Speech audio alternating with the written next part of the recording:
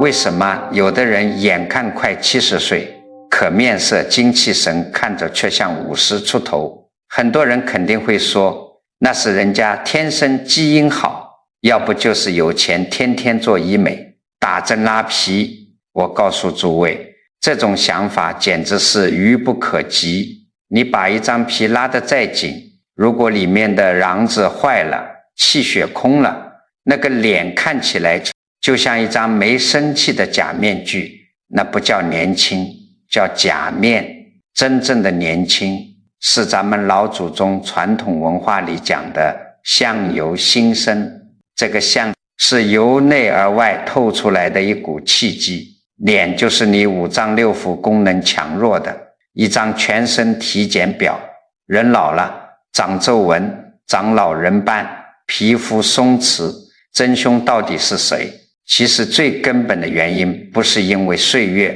而是因为你体内的阳气耗散了，身体里冷了，水湿化不开，变成了垃圾堆在皮肤底下。所以想要留住这股气机，想要真正的逆生长，核心心法只有2个字：扶阳。今天我们不讲那些虚无缥缈的大道理，我直接把这套老祖宗留下的心法掰碎了，手把手教给诸位6招扶阳术。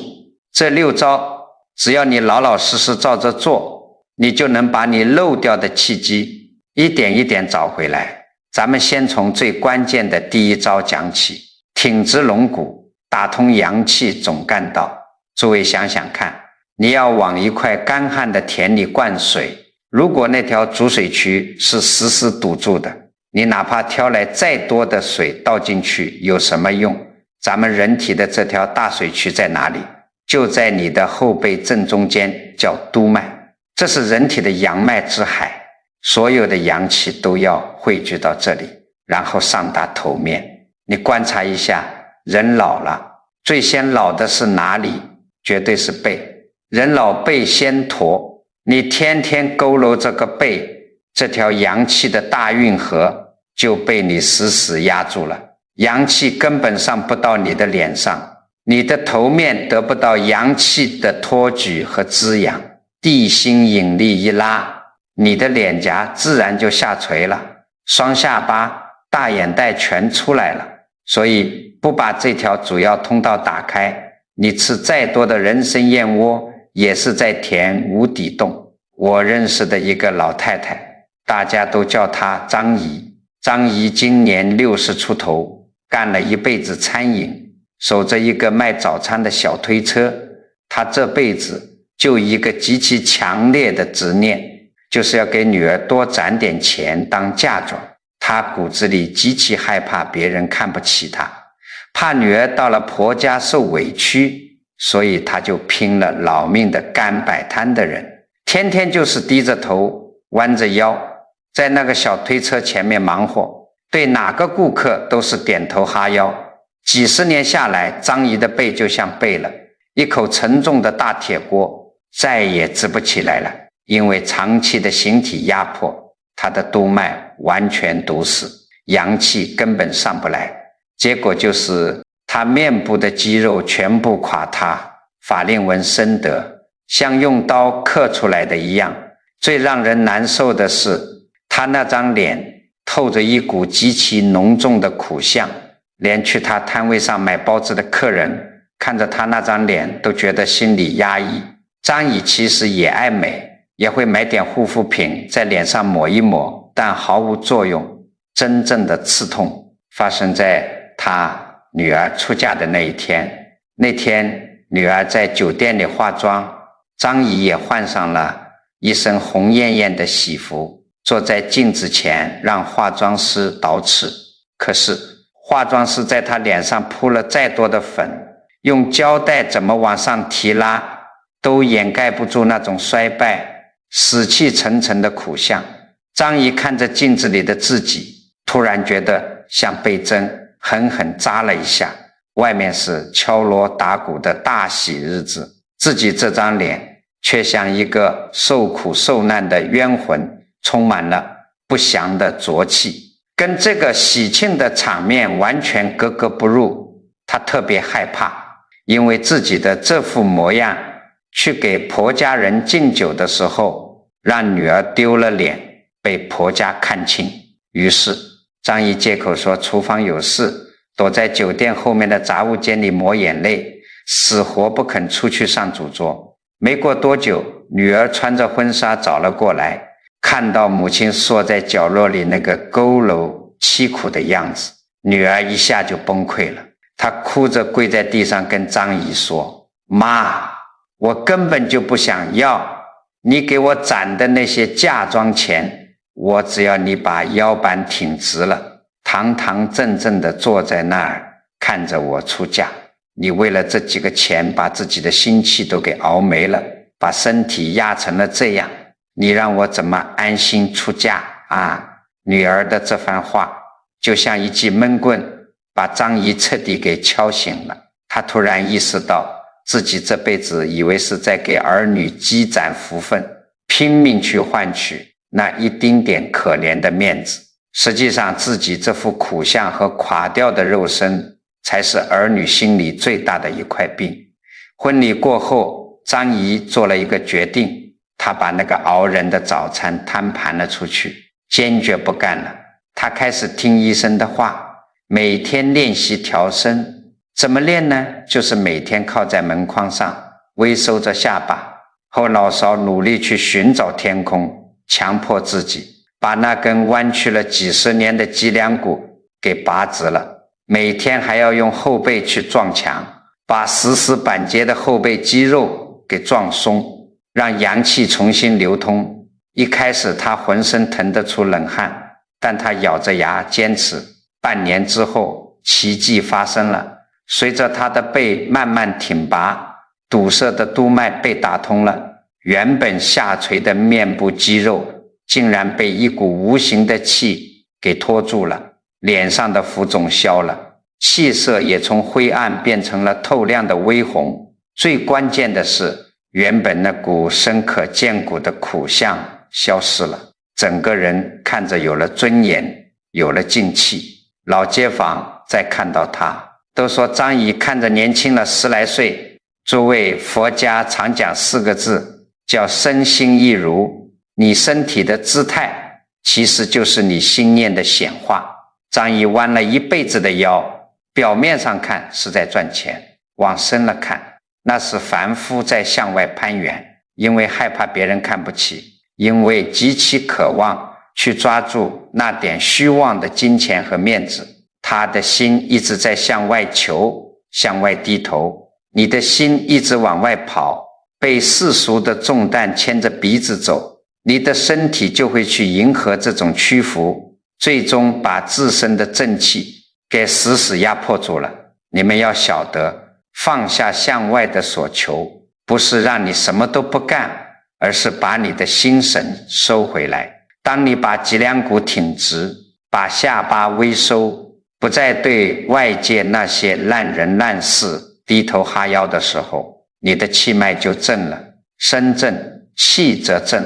这就叫守住生命的本源。这第一招挺直龙骨，就是在你的色身上建起一道不随波逐流的防线。可是光把通道打开了还不够，咱们还得看看你这通道里面流的是活水还是死水，这台生命的发动机里面到底是在烧火还是在结冰。接下来咱们紧接着就讲扶阳的第2招，教你怎么把这股气机给彻底沉下去，暖起来。这第2招叫气沉丹田，也就是调整你的呼吸。你们可以去观察一下周围的人，特别是那些心里头装满是焦虑的人，你仔细看他喘气，绝大多数普通人的呼吸都是极度浅促的，吸一口气，刚到锁骨，刚到胸口这里，马上就吐出去了。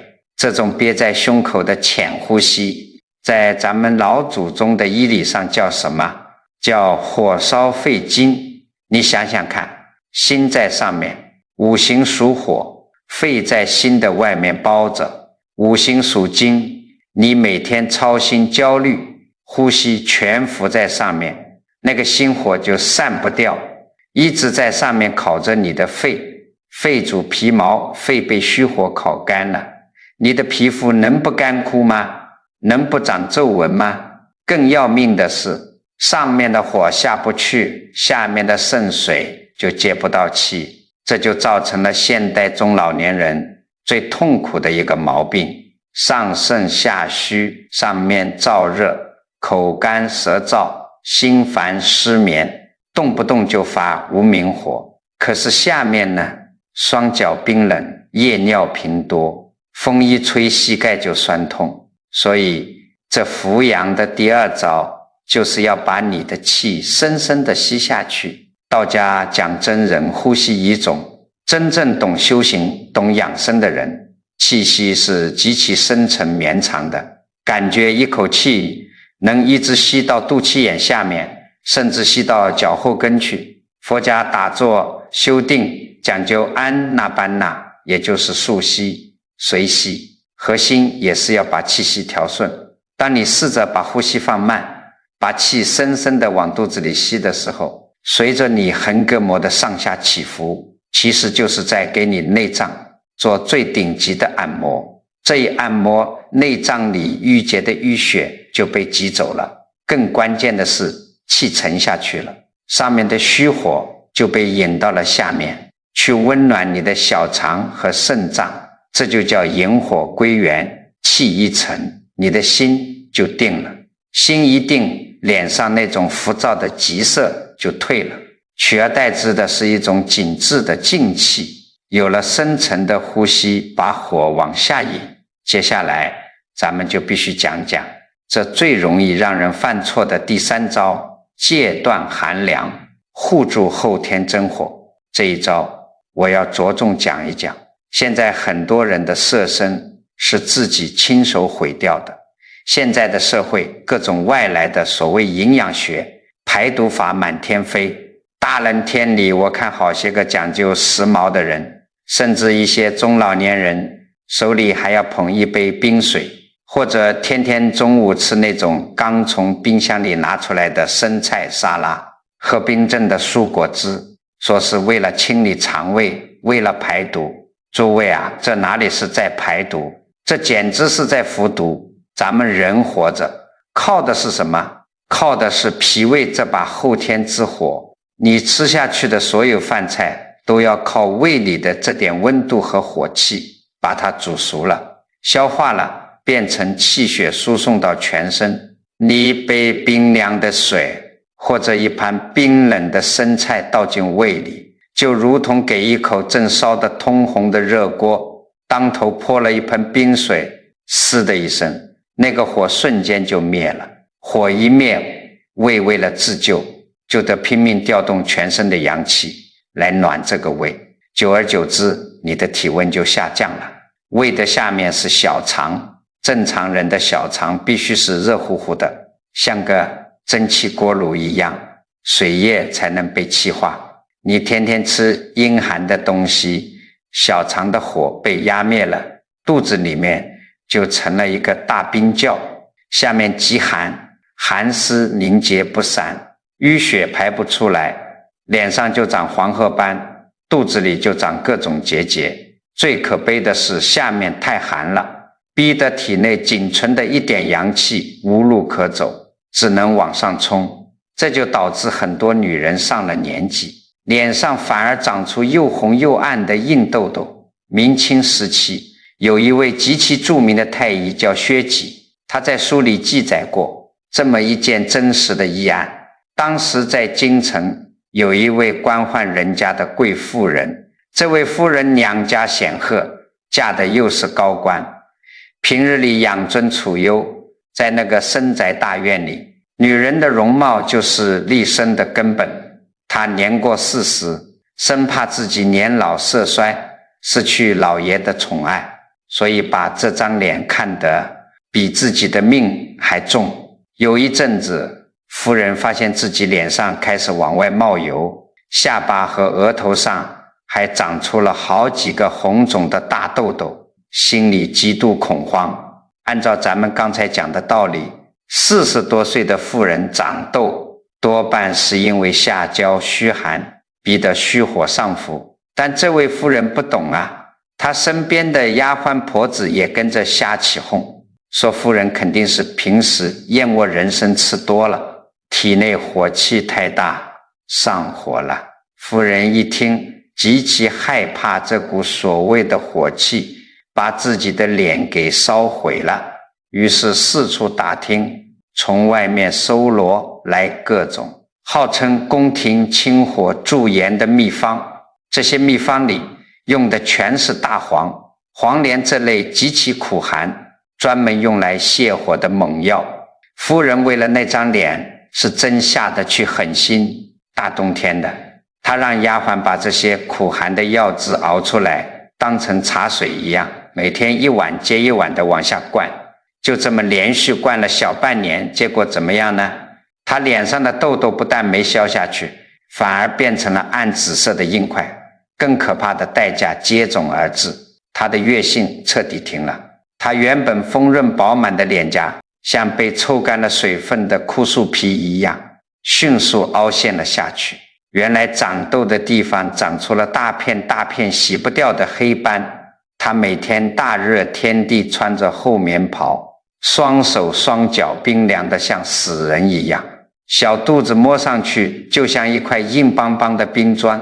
别人看着她，不但不觉得年轻，反而觉得她像老了10多岁，浑身透着一股衰败将死的气息。夫人这下彻底崩溃了，躲在屋里连镜子都不敢照，整天以泪洗面。最后家里人千辛万苦把名医薛己给请了过来。薛己隔着帷帐伸手给夫人一搭脉，眉头紧锁，连连叹息。他让人把那些清火的药渣端来看看，看完之后，薛己直言不讳地指出了他的死穴。夫人，您这是在拿刀子刮自己的命啊！您脸上长的那点红疹根本不是真热，那是底下的寒气太重逼上来的一点假火。您不但不去暖下面，反而天天用极度阴寒的苦药去浇灭它。现在好了，您的后天之火被深深扑灭了，寒冰凝结在下焦，血脉彻底冻死了，怎么可能不绝经不长黑斑？您为了皮相的虚荣，把生命的根本给毁了。夫人听完这番话，悔恨交加，求薛己救他一命。薛己让他立刻把所有的苦寒药物全部扔掉，一口生冷都不能沾，然后开了大剂量的温中理气，扶阳散寒的热药。夫人吃了足足2年的苦头，日日用热药去化解肚子里的坚冰，才勉强把月性给吹了回来，脸上的黑斑也才慢慢变淡。虽然保住了命，但他那先天的元气已经大打折扣，再也恢复不到从前了。诸位，佛法里有一个很深刻的词，叫颠倒妄想。什么叫颠倒妄想？就像这位夫人一样，被事物表面的假象给彻底欺骗了。佛家讲，人这具肉身是地水火风4大假合，这其中的火大就是维持生命运转的核心温度。众生的可悲就在于，只要感官上觉得热了，或者看到脸上有一点点红，就极度恐慌，立刻要用极端的寒冰去镇压它，贪图一时的凉爽，滥用阴寒之物，这就是贪欲生寒。你用阴寒的东西去对抗生命的本来规律，以为是在保养容颜，其实是在进行深度的自我摧毁。不去护住内在的本源之火，一味地在表皮上向外持求，结果只能是被贪欲和妄想反噬，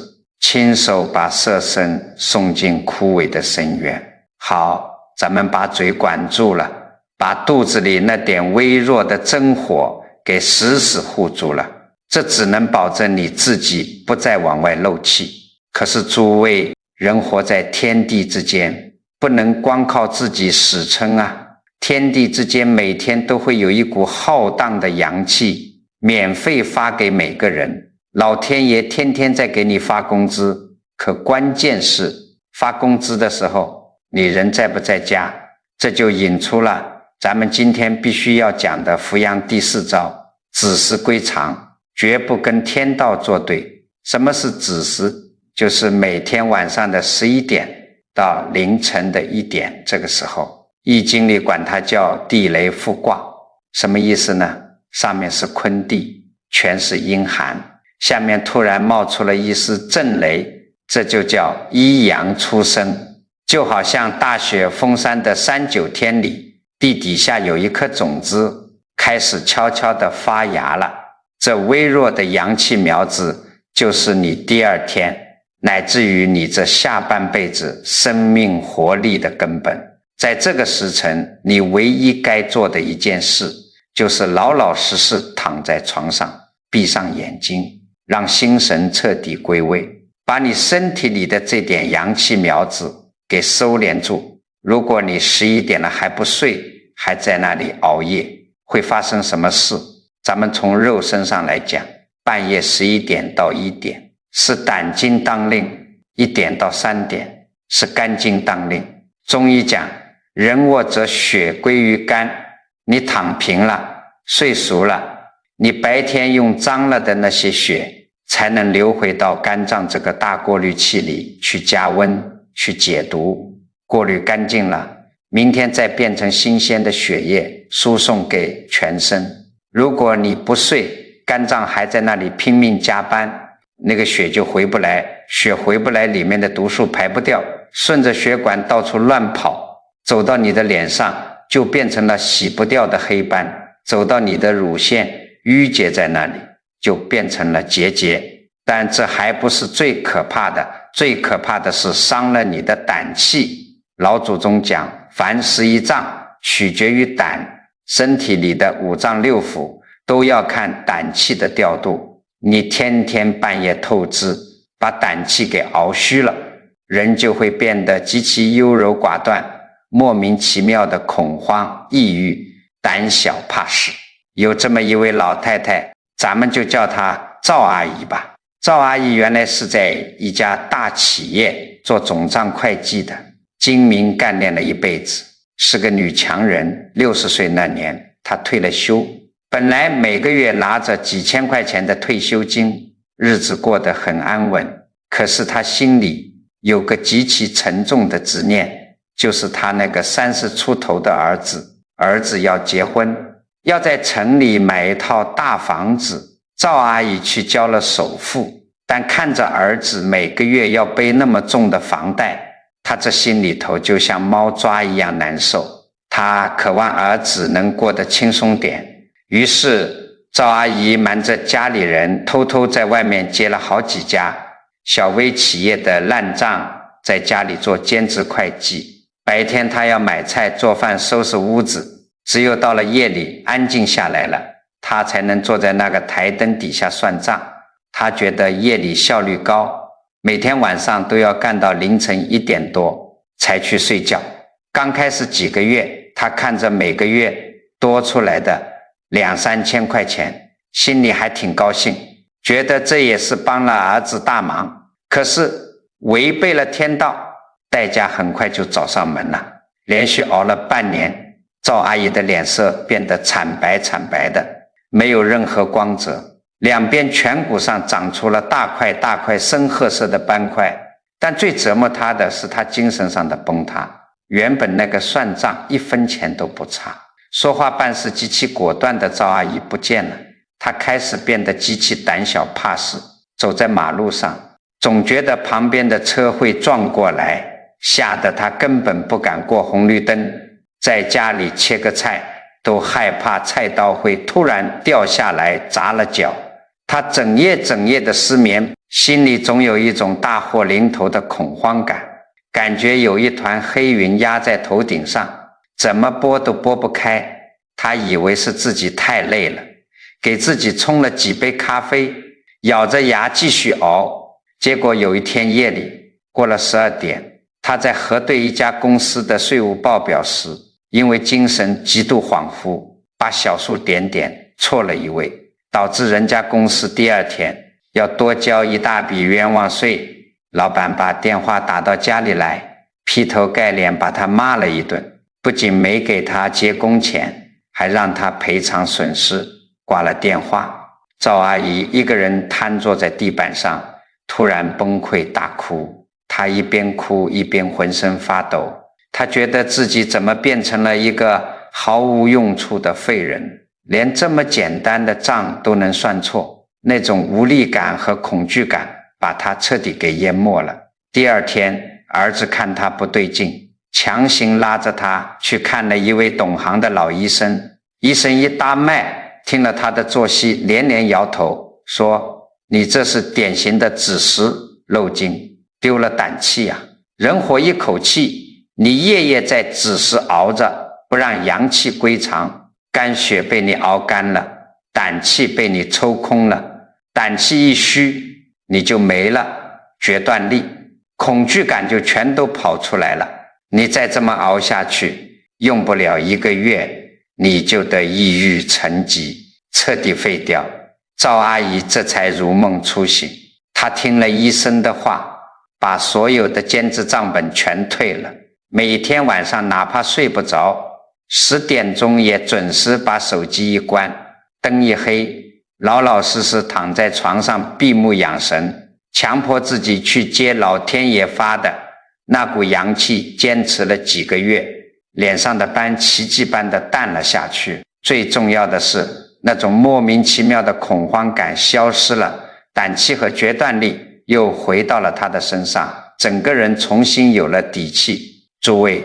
咱们仔细想想赵阿姨这件事，佛法里讲无常，讲因果，可众生总是看不破。你想帮儿子减轻负担，这个发心不能说坏，但是你用的方法却是极度的愚痴，你用熬夜的贪念去对抗天地运转的大道，你用自己生命中最宝贵的那点先天本钱去换取那几百几千块钱的虚妄之物，这叫什么？这就叫因果倒置。天地的大规律是不容违背的，到了子时一阳出生，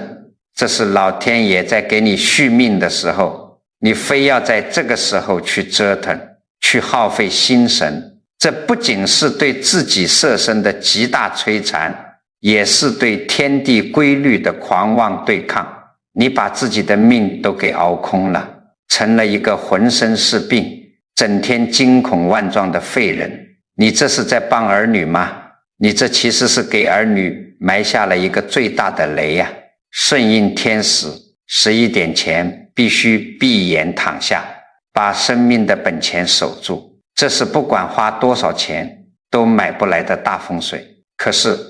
咱们把吃冷饮的嘴管住了，也按时睡觉了，可为什么有的人看着还是面容枯槁，老得极快呢？因为在他身体里有一种漏电是无形的，就算你吃得再对，睡得再好，这种无形的漏洞随时随地都在把你辛苦攒下来的那点气血抽干。这也咱们接下来要讲的扶阳第5招，适度迟钝，斩断心念的暗号。现代人最大的痛点是什么？是心思太重。咱们中老年人退了休，本来该享清福了，结果脑子里一天到晚停不下来，操心这惦记那的，甚至连早上在菜市场跟人吵了一句嘴，到了晚上躺在床上还要翻来覆去的想，觉得自己当时没发挥好，吃亏了。你们要晓得，老祖宗在义理上讲的明明白白，叫思伤脾。你天天这么算计、担忧、纠结，这叫思虑过度。你的脑子就像一个满负荷运转的机器，它消耗的是什么？暗耗的就是你的心血和脾气。脾在咱们身体里是干什么的？脾主肌肉，脾气足，你的肉才是紧实的，是能挂在骨头上的。你天天胡思乱想，把脾气给抽干了，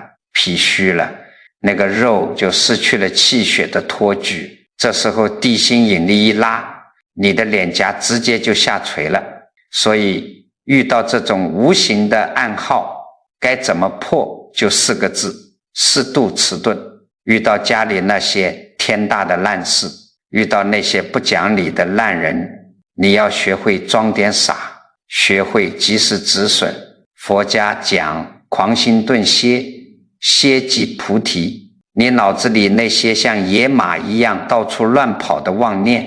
那些反复咀嚼的痛苦，就是烧干你精血的狂心。把这些乱七八糟的念头切断，别让烂事一直偷你的气血，这就是保护色身最高级的盾牌。但是适度迟钝只是帮你止住了漏，是不让气血继续往下掉。咱们要想逆转岁月，要想真正的逆生长，还得生发出源源不断的大能量。这就是咱们压轴的扶阳第6招，修利他心，转业力为神光。这一招听起来像是在劝人行善，但我今天是从生命科学，从契机的角度来给你们交个底。你们仔细想想，一个自私自利、嫉妒心极强，天天都在算计别人的人，他的面相是不是通常都很刻薄？为什么？因为当一个人心里充满怨恨和算计的时候，他全身的细胞和气脉都处于一种极度紧缩防御的状态。气脉一紧缩，里面的垃圾和毒素就排不出去，新鲜的气血也进不来，这张脸怎么可能好看？相反，当你发出了大慈悲心，去利他，去帮助别人，不去计较个人得失的时候，这股毫无杂念的清净能量，能在一瞬间把你全身郁结的百脉全部冲开。我给诸位讲一件北宋时期的真实历史事件，这是一代名臣赵盖的亲身经历。赵盖年轻的时候是个读书人，才华横溢，他表面上看着端庄守礼，也极其渴望能成为一个名垂青史的真君子。但他发现自己身上有一个致命的毛病，只要一独处，他的心里就会像毒蛇吐信子一样，不断地往外冒各种阴暗的恶念。比如看到同窗的文章写得比自己好，他表面上夸奖，心里却嫉妒得咬牙切齿。遇到一点利益上的小冲突，他满脑子都在算计，怎么把别人踩下去，怎么让自己占便宜。虽然这些事他都没有真做出来，但这些自私刻薄的念头每天都在他的心里翻江倒海。赵盖是个极其聪明的人，他很快就尝到了这种心念暗耗的恶果。因为内心长期的嫉妒和算计，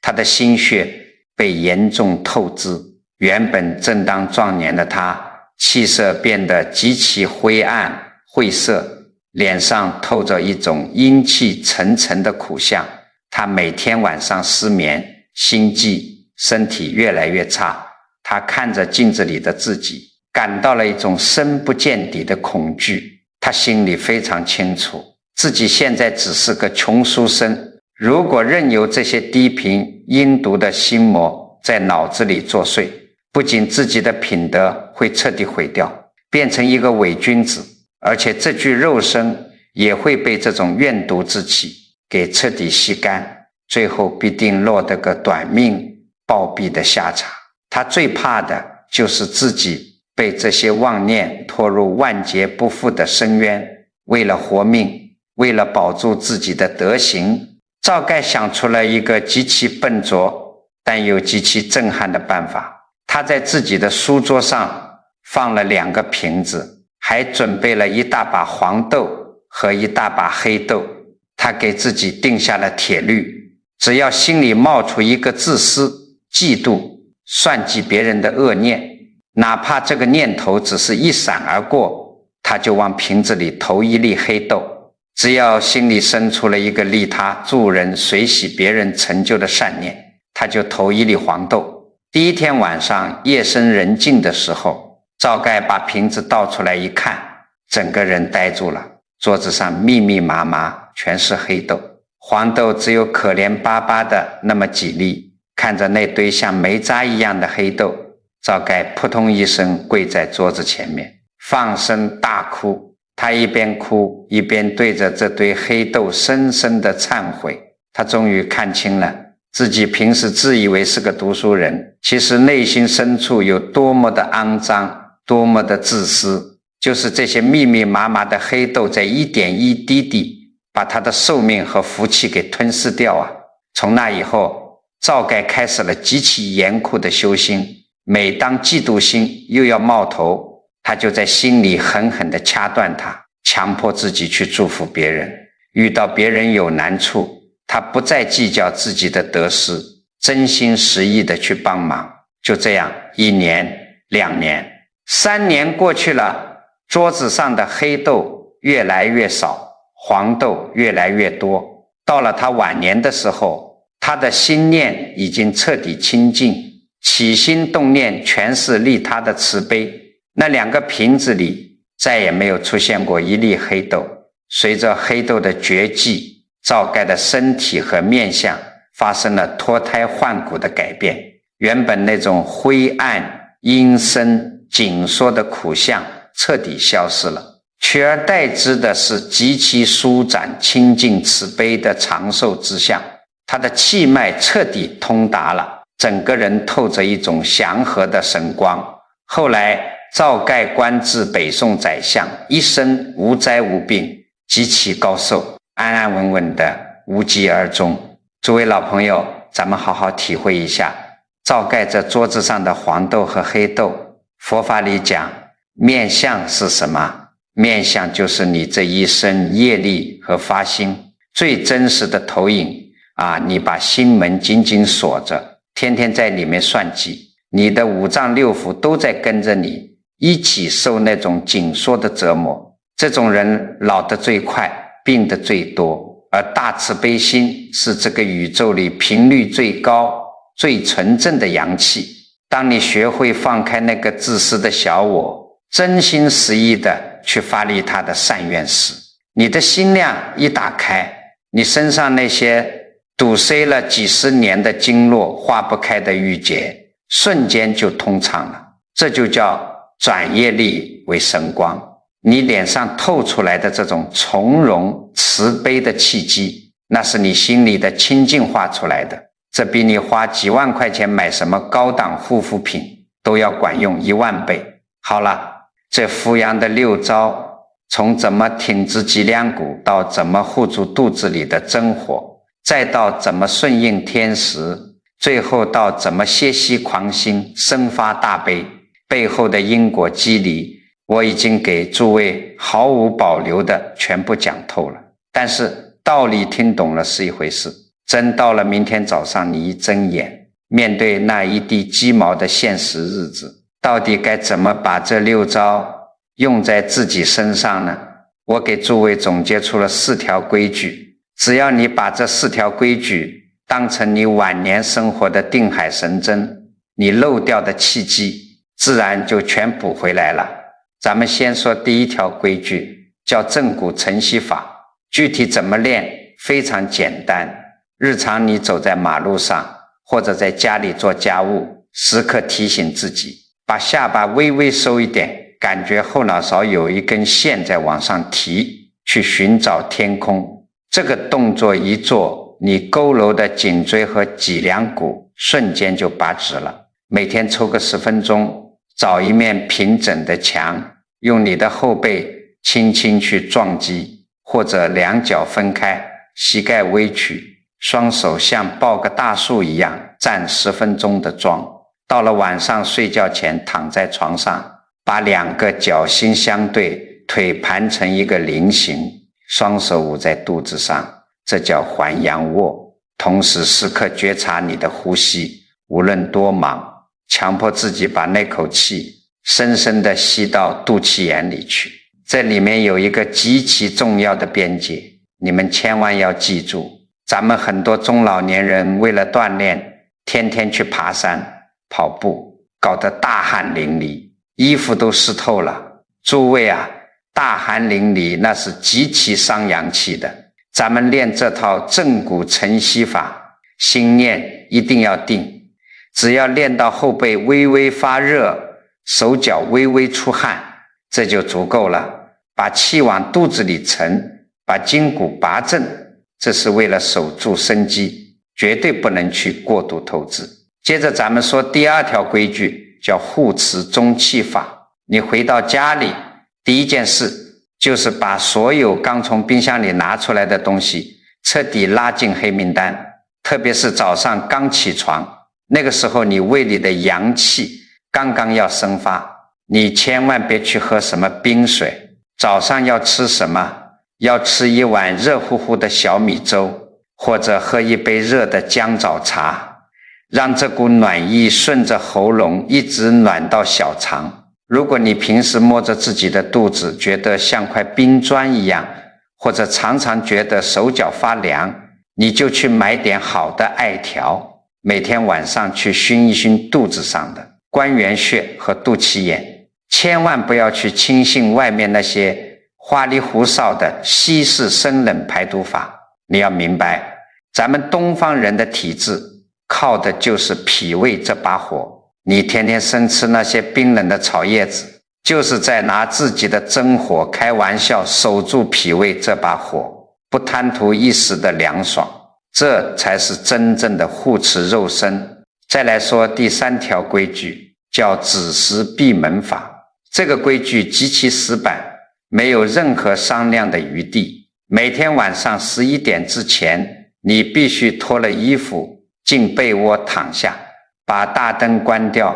把手机放到客厅去。有的人可能会说，我11点躺下根本睡不着啊。睡不着也要闭上眼睛，这就叫假寐。只要你的人躺平了，眼睛闭上了，你的肝血就开始往回流了，你就接住了老天爷给你的那一丝阳气。这里最容易犯错的地方，就是绝不能身躺下心不躺。很多人身体是进被窝了，可是脑子里还在盘算着明天的事情，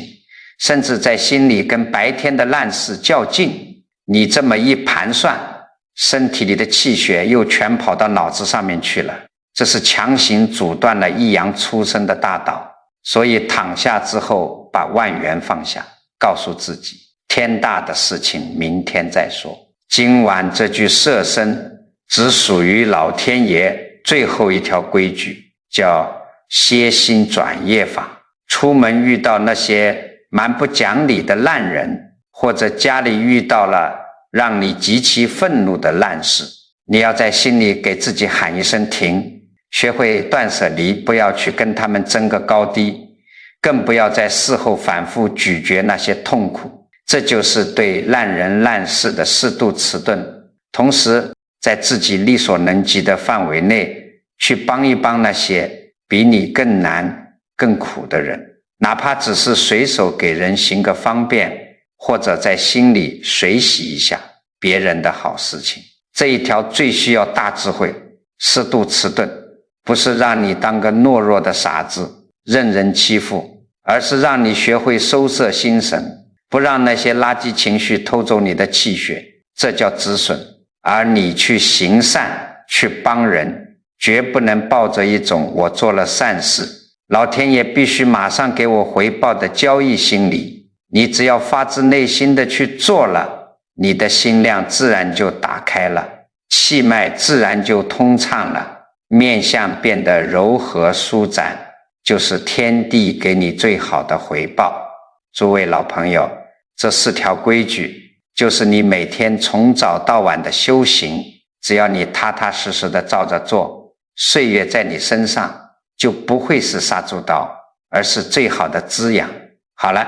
讲了这么多，我知道你们年纪大了，听完后面可能就忘了前面，所以我在最后啰嗦一遍，这3个修行要点，诸位务必在心里头记牢了。第一，贪图寒凉和半夜熬夜，这全是你脑子里的贪欲和妄想在作祟。诸位回去，先要在饭桌上戒掉一切生冷冰凉的食物，到了晚上11点之前，不管睡不睡得着，必须闭上眼睛躺在床上，把这张贪凉的嘴和这个熬夜的倔管住了，你就是守住了色身的真火不漏气。第二，佛家讲身心一如，身不正，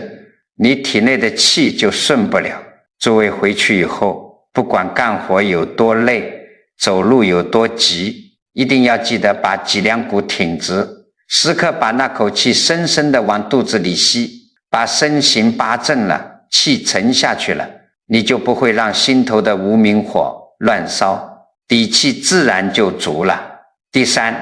你这张脸的相貌就是你心念和因果最真实的展现。诸位回去遇到那些烂人烂事，就装点傻，迟钝一点，平时多发善心，去做些不求回报的好事。你用这种大悲心画出来的清净契机，比你去花几万块钱做什么医美都管用得多。咱们人活一辈子，其实就是跟天地借这股阳气的过程，你要学会顺应天道，去滋养这具肉身和心性，而不是用自己的妄念去对抗规律。当你做到了，岁月就不是催人老的杀猪刀，而是天地给你最好的馈赠。如果今天教的这6招让你听了觉得心里头亮堂了，对你有帮助了，请动动你的手指，给这个视频点个赞，点个关注，让这份善念能继续流通下去。你也可以把这个视频转发给你的家里人、亲戚、朋友看一看，给他们提个醒，这也是你在为你自己和家人积攒最实在的福报。最后咱们老朋友之间说句透底的话，诸位千万不要小看文字的力量，咱们人的念头是具有极其巨大的能量的。我希望每一位看到这里的老朋友都能在评论区里留下你当下的一个善念。你可以写下愿狂心顿歇，气定神闲，或者写愿家宅温暖，善念皆善果。这不是让你随手打几个字走个过场，当千千万万个老朋友的善念在这个小小的屏幕底下汇聚在一起的时候，那形成的绝对是一个威力不可思议的正向能量场。你今天在这里写下的一句祈福，那股慈悲温暖的磁场最终都会回向到你，回向到你的儿女和全家人的身上，护佑你们身心安泰，福寿绵长。